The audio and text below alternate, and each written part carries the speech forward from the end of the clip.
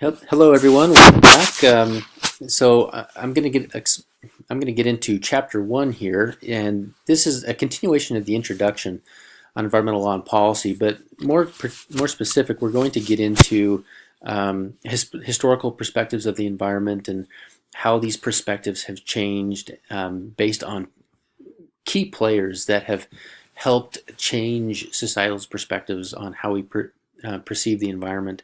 And then these players or these perceptions as they change led to sweeping environmental regulation back in the late 60s and early 70s when laws such as the Endangered Species Act, the Clean Water Act, the Clean Air Act, the Safe Drinking Water Act, the Wilderness Act, all of these laws were passed. And then agencies such as the U.S. Fish and Wildlife Service, the Environmental Protection Agency, were established to administer these laws.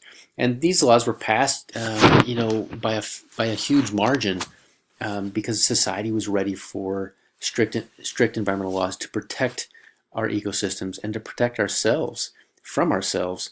And we'll talk a little bit about that. And then what's next? What's coming? Clearly there's more that can be done, and we'll talk about that. Now, we already talked about the source of environmental law, which is the Constitution, and then how that breaks down through statutory law, administrative authority, or policies and regulations, executive order, and common law.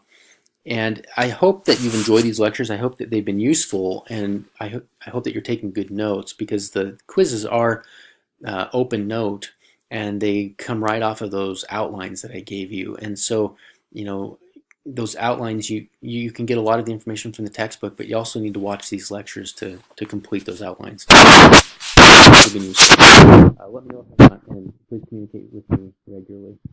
So I mentioned before that all law in the United States comes from the Constitution, right? Everything has to be constitutional. And in regards to environmental law, there's two different fields of environmental law. There's first natural resource law, so that's protecting natural resources such as forests, lakes, oceans, water, fish and wildlife, deserts and rangeland and that sort of thing. And then there's pollution law, and that's designed to regulate and prevent harm to people, first and foremost, and the environment and natural resources due to human waste, essentially, whether it's effluent from a factory or it's our own garbage or whatever it might be. And this class will explore both of these. We're going to spend a lot of time talking about pollution law, such as the Clean Air Act and the Clean Water Act and the Safe Drinking Water Act and the Resource Conservation Recovery Act and so forth. But we'll also get into natural resource law, such as the Endangered Species Act, which is an example of natural resource law protecting species. And the Marine Mammal Protection Act is a natural resource law. The passing of the national parks, or the National Park Bill, is a natural resource law protecting natural resources. Okay. So let's start here with this a historical perspective of wilderness in particular. The term environment didn't really exist prior to this, but wilderness was this thing that existed and was prevalent in society. And we're going to focus on European society. Since the colonists, the pilgrims, came from European societies, their perspective of wilderness is what was pervasive in the earlier years of our developing country. Now, I don't mean to minimize other contributions, because other societies, from African countries, from Middle Eastern countries, from Chinese and Southeastern countries, Southeast Asia, had different perspectives of wilderness. They didn't have this kind of fear-based perspective of wilderness. It was a little bit different, but this European perspective kind of prevailed for a while, and we'll talk about how this perspective began to change and disappear into a much different perspective in which environmental laws could be passed unanimously in this late 60s and 70s. So I'll start first with the story of Beowulf. This is an epic poem, I think, from the 1300s, from Denmark, author unknown. But it's a story of this kingdom that was being harassed and terrorized by this monster Grendel. and they got tired of it, so they hired this kind of this mercenary, this hero, Beowulf, to come and protect them. And he ends up cutting off the arm of Grendel and following Grendel back to his lair, and then killing Grendel's mother, and then eventually dying while defending the society from a dragon. But the take-home message is that there's all these scary things out there in the wilderness, that the wilderness is something you have to defend yourself against, that you have to conquer and overcome, because it's a scary, dark place. The story of Little Red Riding Hood and the Grimm fairy tales. Little Red Riding Hood is not a Grimm fairy tale, but all those those fairy tales from earlier times, European history, tend to be fairly dark and scary. And these prevailed all the way, into the even the 1800s. That the wilderness was kind of this scary, dark place that had to be harnessed, had to be controlled, and if you weren't careful, it would hurt you. It would control you. Now, fast forward to the Pilgrims coming to America, and then colonial times. The Pilgrims came and saw vast amounts of resources that could be utilized and harnessed to make their society work. And based on how European society was, it required harnessing the resources. It required harvesting the trees, clearing the land for agriculture, building your homes made out of wood, heating your homes with wood. And so there's all these resources available to them. Now, all that they struggled considerably at first, and the Native Americans came to the rescue on many occasions. There was a stark contrast between how the colonists, or the Pilgrims, and then later the colonists did things, and how the Native Americans did things. And of course, those conflicts led to wars, led to death, led to Native tribes going to reservations and so forth, and a really tragic time in American history. But the wilderness seemed like it had endless resources that could never be depleted. That there'd always be plenty of resources, and of course we know that's not true. That it's not infinite; it is finite. And if we overuse those resources, it can lead to the tragedy of the commons, and that's exactly what happened. And we'll explore that some more.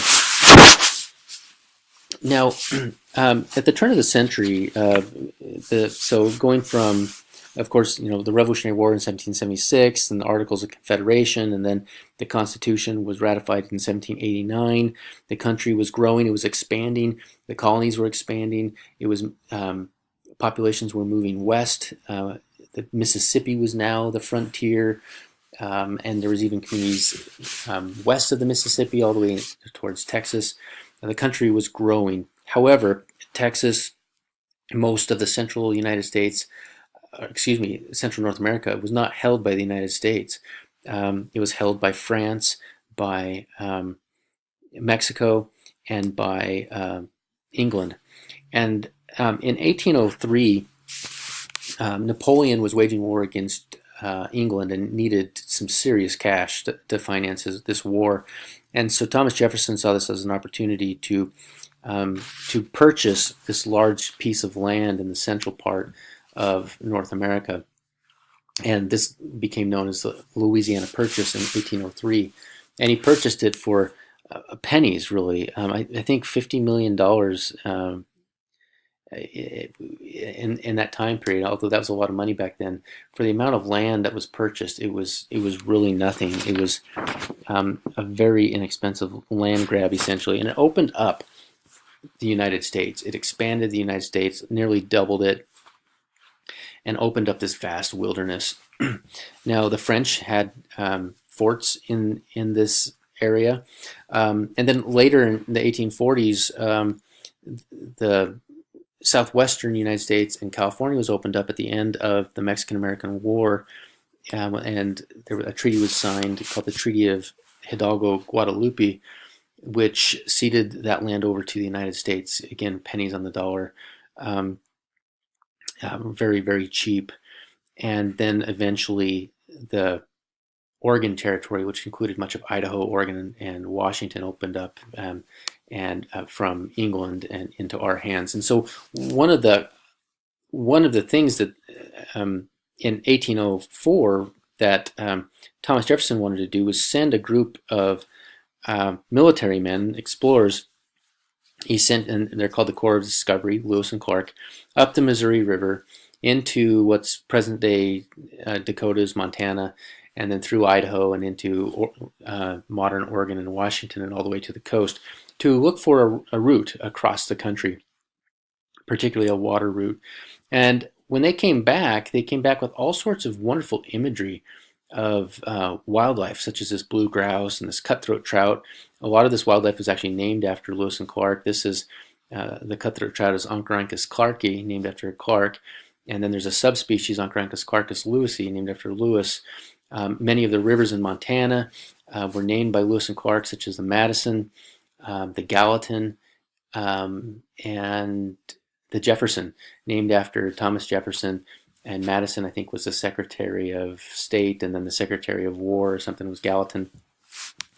But they came back with all these incredible images of nature and stories of how Native Americans helped them and saved them. The Nez Perce, they would have starved to death if it wasn't for the Nez Perce. They would have not made it through the Rocky Mountains without the help of Sacagawea and her tribe, the Blackfoot tribe. So they came back with very interesting and compelling stories of a rich, beautiful environment filled with incredible people and incredible things.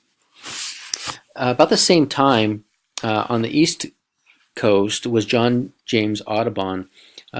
His work was mostly a compilation of work between 1827 and 1839. So, of course, this was a little bit later than Lewis and Clark, although he started much earlier than that.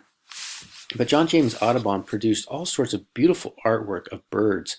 And coming from a wealthy background, he's able to travel around throughout much of North America that was available to him to illustrate birds. And his illustrations were popular even in his day.